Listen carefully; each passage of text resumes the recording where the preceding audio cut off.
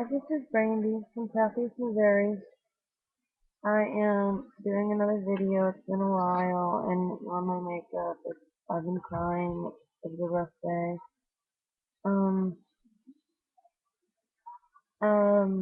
I had been on here in the past talking about fibromyalgia and trigeminal and other disorders of thought. But it is evident now that I do have multiple sclerosis, which explains a lot more of the pain that I was going through.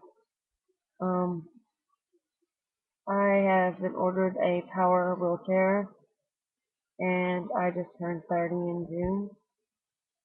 Um, so that's not really the kind of gift that you wait at my age, but if it's gonna help, I'll do it. Um, I've been up to 1,200 milligrams of Neurontin. My pain medicine is having to be played with because I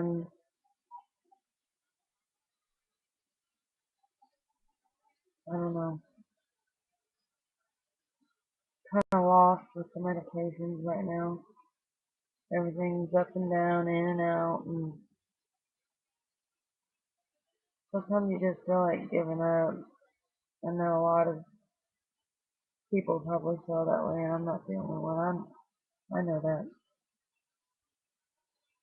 And I know I'm not the worst that it can be, but sometimes, you feel like you're the only one in the world. And you feel your own pain, you can't feel somebody else's. But, um, I was on Tegretol for my trigeminal neuralgia, and, I was having a lot of side effects, so I stopped taking it, and that's why they upped me to 1,200 milligrams of Neurontin, or gabapentin, whatever you call it. It helped some with the burning pain that I was getting in my legs. If I didn't neuralgia get so severe, I feel it all the way across my cheek and into my teeth, both top and bottom of the front.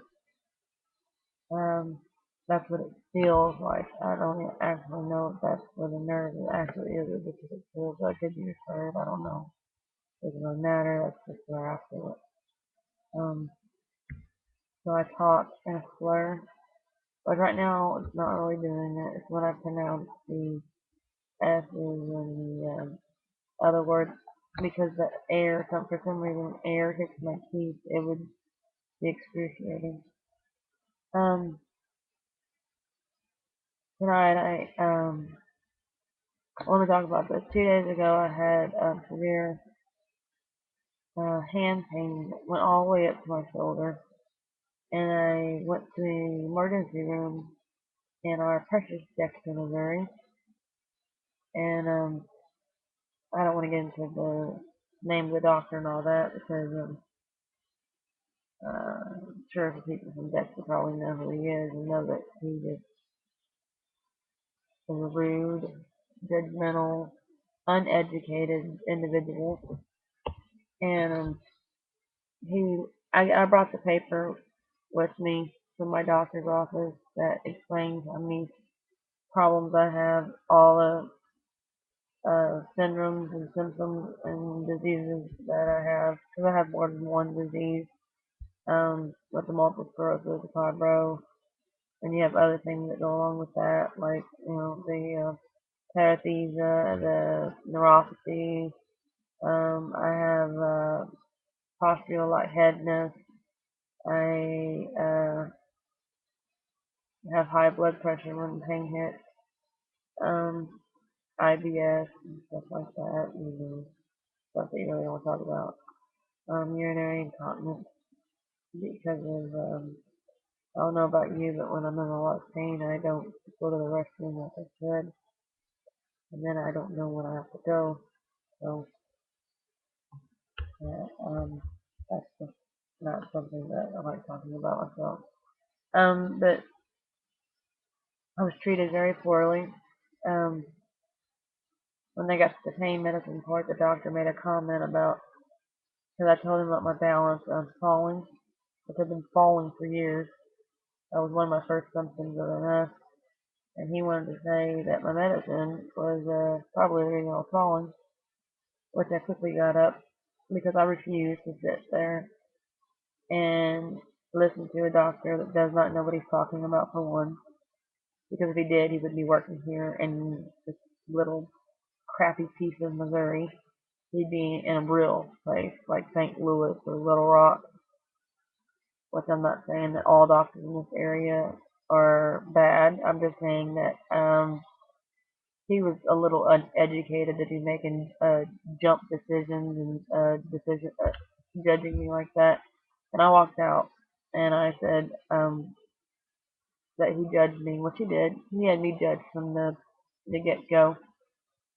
Being young and all doesn't seem to matter. And even though I had a paper from my doctor and I have a neurologist, and you know, I know that there are people out there that go into these hospitals and they want pills. I don't give a damn about pills. I just don't want to be sick. Um, but anyway, the next day I went to another hospital in Kennett, Missouri. I expected the same treatment.